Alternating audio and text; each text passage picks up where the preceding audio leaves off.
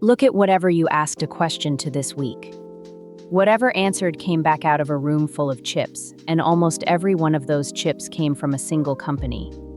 Last fiscal year, it sold $193.7 billion of that hardware. So, why this one company? I'm not answering that yet.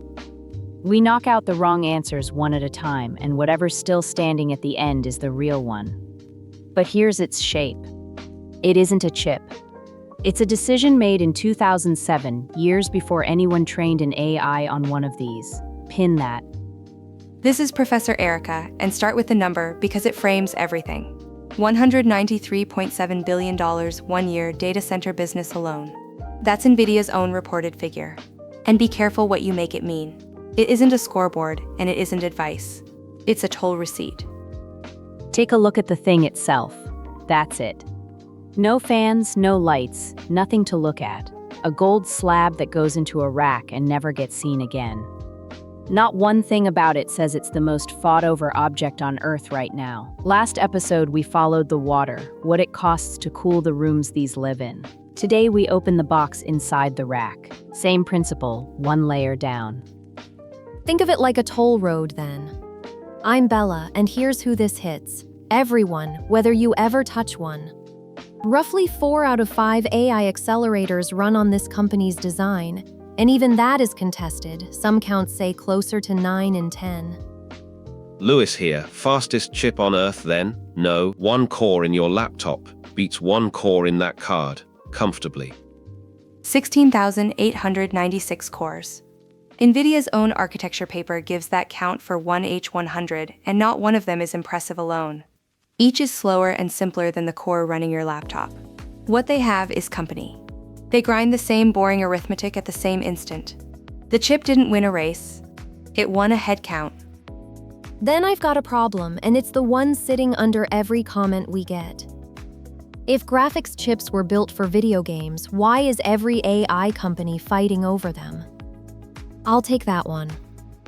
The math a video game needs and the math an AI needs turned out to be the same math. No one planned it. Was it ever a chip story? It's a road story. The car came second. And roads outlive cars.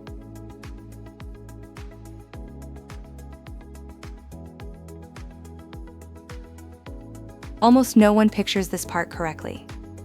The whole episode lives on layer 5 of the AI stack. The hardware, the physical machine every chat message secretly runs through. And it isn't a mystery box. It's a rectangle of silicon about the size of a postage stamp, cut out of a dinner plate-sized disk. 80 billion transistors are printed onto that rectangle. Nvidia's own architecture paper gives the count, built on a custom TSMC process. And the disk it's cut from is a wafer, hundreds of chips printed across it at once, then sliced apart. The bad rectangles get thrown away, and there are always bad ones. One speck of dust in that room and the whole batch dies. Not a metaphor, the working condition. No magic in there. Very small switches printed very accurately in enormous numbers. Let me bring in someone who lives in this. Dara Iwata knows how these chips get designed, packaged, and actually manufactured. Dara, what do outsiders get wrong about an AI chip? Glad to. So, short answer. People picture a brain and it's a bakery. Same tray of dough stamped over and over. Where does the difficulty go then? Stamping dough isn't hard.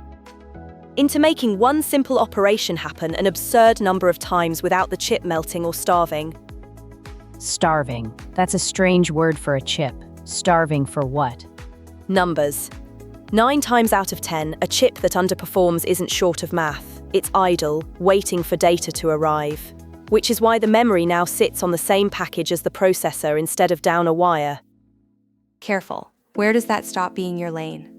Design and packaging I know cold. Once you're into who can actually buy manufacturing capacity, that's a different animal. You'd want someone who lives in supply contracts. So, short version done. Thanks for having me. If you keep one thing, it isn't short of math. It's short of numbers.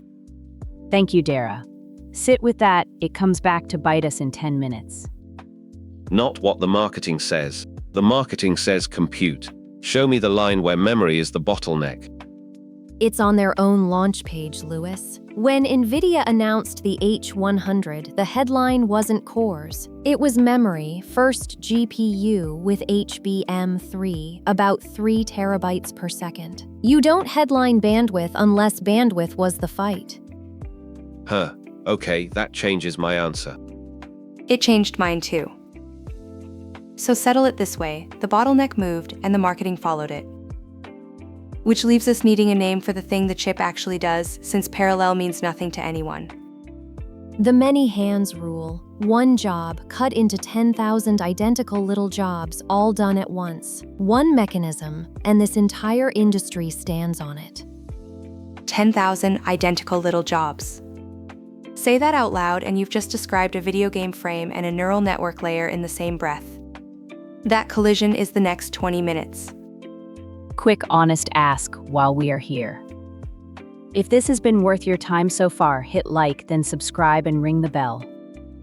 I know everyone asks, but this one is free, and it is how a small channel like this actually grows.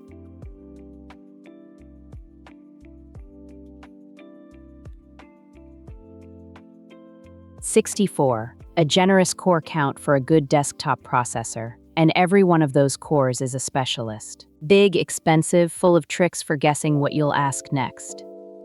Right design, wrong job. For most of what a computer does, that is exactly what you want. Your machine is juggling a browser, a spreadsheet, an operating system, all of them doing different things that depend on each other. You want a small number of very clever workers who can switch tasks in a heartbeat. That is a CPU, and for that job, nothing beats it. I mean, nothing beats it for that job. For our job, it's the wrong shape entirely. So what shape is our job? Genuinely, what is a model doing arithmetically all day? Multiply 2 numbers, add them to a running total, do it again, roughly forever. Can I do one out loud? 1,000 numbers in, times 1,000 weights, 1,000 multiplies, 999 adds, for every row, and a big layer has thousands of rows. Call it a few billion sums for one pass, not one hard sum, billions of trivial ones. Put the two side by side, because this is the whole episode in one picture. On the left, dozens of fast cores, best in the world at one hard task, and hopeless at a billion tiny sums.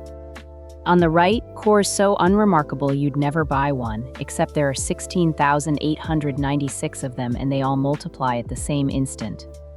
The job we have is a mob job, and no sum ever has to wait for. Because each graphics core is faster. That's why they win. For the one before it. And no, they're not faster each. They're slower each. That's the part everyone gets backwards, and it's wrong answer number 2. A graphics core is a worse worker than a desktop core, individually. It wins by turning up with 10,000 friends and doing one boring thing in perfect unison. History's verdict on that trade is settled. Many hands, one instruction. We ran it on factory floors a century ago and it wasn't Close. The word you want is close. It wasn't close, thank you. Independent, that is the load-bearing word in this entire video, and every one of those sums is. Independent means nobody waits. If sum number 4 billion doesn't care about sum number 1, you can run all 4 billion in the same instant, assuming you have 4 billion hands. That is why the mob wins. Not speed, independence. Nova, before you move on, I have the question the chat keeps asking, and I want it answered properly, not waved at. Go ahead, Bella. That's the one I'd ask too. Yes. So if the math is this simple, why can't anyone else just build the chip? Before I answer that, tell me which build you mean. Build the chip, or build the thing people can actually run their code on. 2 different answers, and only one of them is hard. The second one. Obviously the second one, now that you say it out loud. Honest answer, several companies have already built the chip. Google did. Amazon did. AMD did. Building the silicon is expensive and hard, but it's a solved kind of hard. Building the thing 100,000 engineers already know how to write code for, that has been done exactly once. That settles it, and it's where we're going next. My first grandchild is on the way. I've been building the cot all month. Terrible instructions, 1 screwdriver. 10,000 of me builds one cot in a second. Only if it's the same cot every time. One cot, 10,000 hands. Right tool, right job.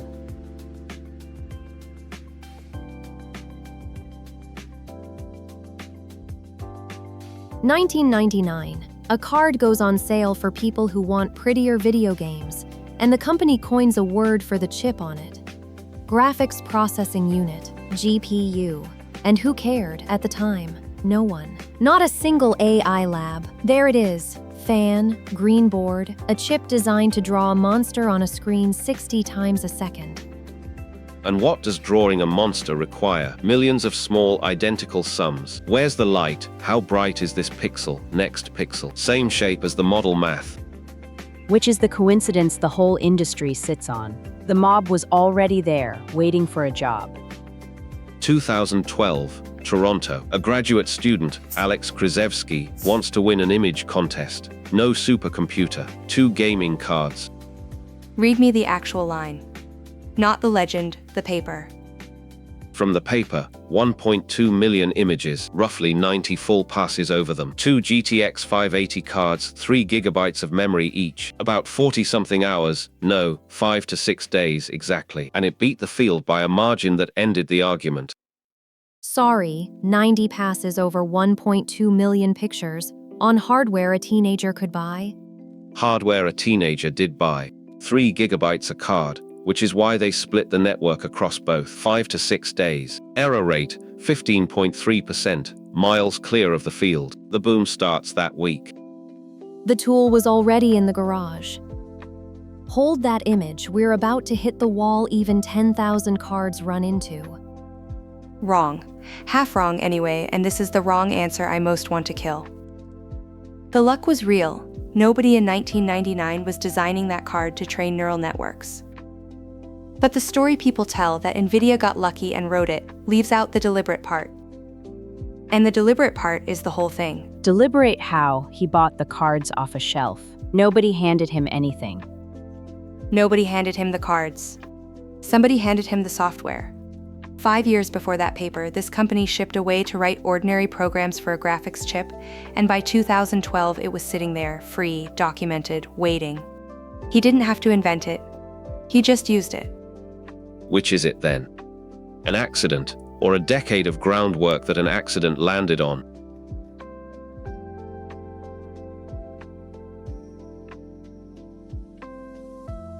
Groundwork. A decade of groundwork that an accident landed on, and it has a date, February 2007. Nvidia ships CUDA, a way to write ordinary programs for a graphics chip. No AI boom yet, barely a reason. They do it anyway. Here's what that bought them, and it has nothing to do with silicon. Every university lab, every startup, every graduate student for the next 15 years learns to write their code one way. The libraries get written once. The tutorials get written once.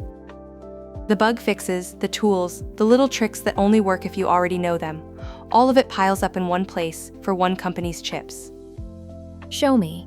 What does that actually look like in the code someone writes? 2 lines.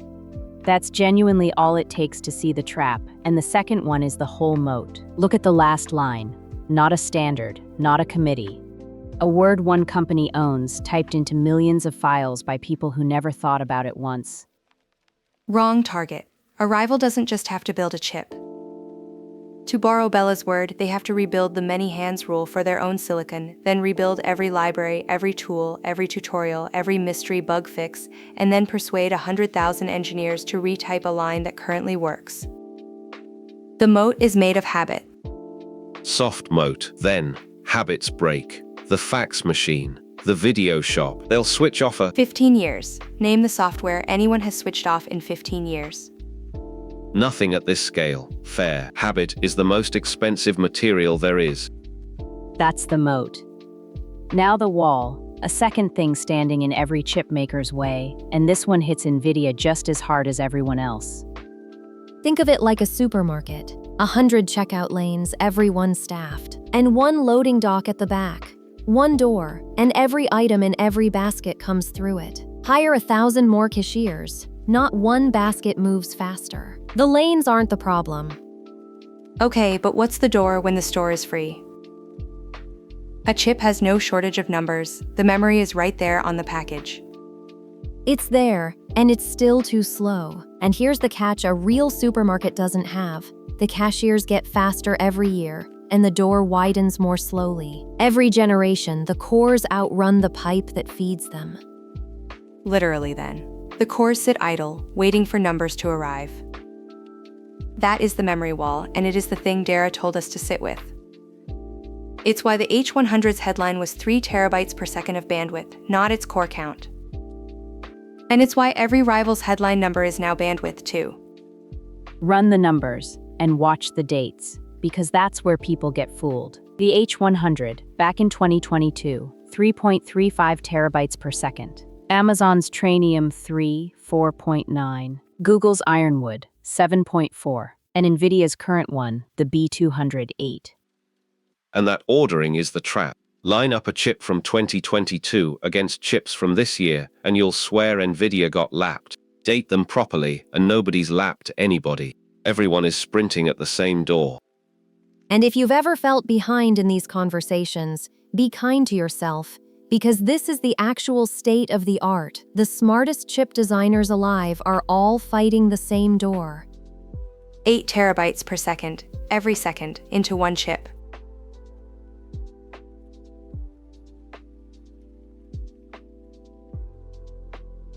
Lewis, you've watched 3 decades of unbeatable companies get beaten. Who actually threatens this one? And don't say AMD just to have an answer. Not the rival GPU makers, the customers.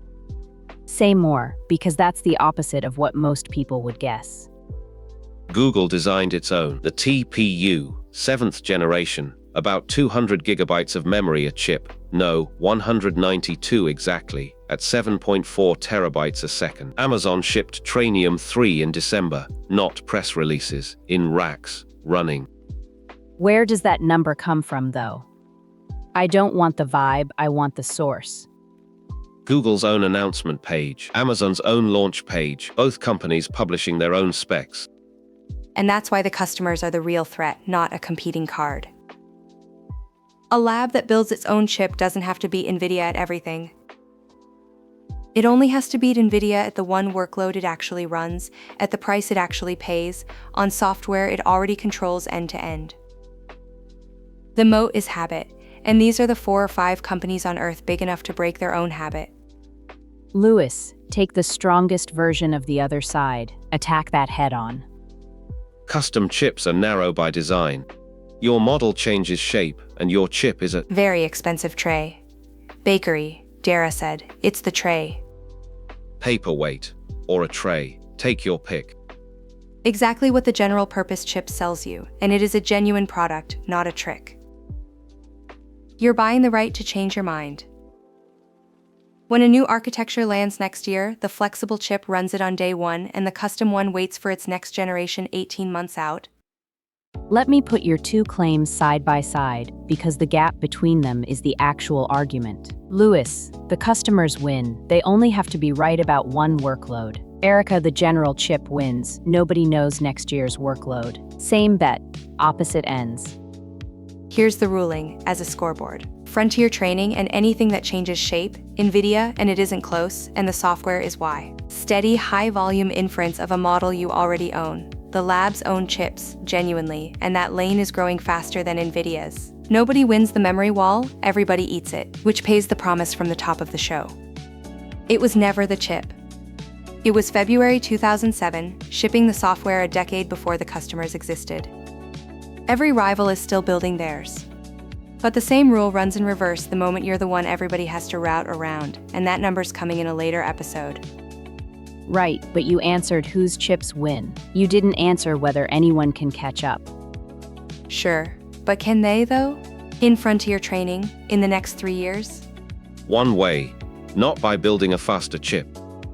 By making the software free and boring so nobody has to think about it. That settles it, and I'll take it as the answer, not a chip. A habit, replaced by a better habit. That is the only thing that has ever broken a moat like this one. It's the same shape as half my coincidence journal, and those are in fields nowhere near this one. Railway gauges, keyboard layouts. The winner is never the best engine. It's the one everybody already knows how to drive. So walk away with this. The chips are the fight, the software is the reason.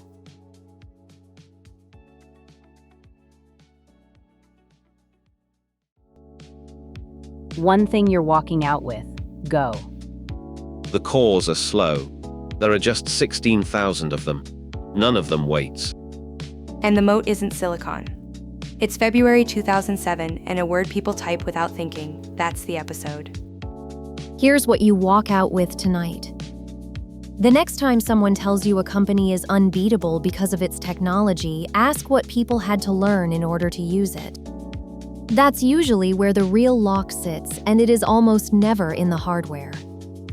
Run that test once and future you spots the next one of these years before the headlines do. Next time we follow the money instead of the metal? Every answer you get back costs somebody real compute, and the companies selling it are losing extraordinary amounts of money doing it. We work out where your token fees actually go. Subscribe if you want the rest of this map. The money, the race, the chip war.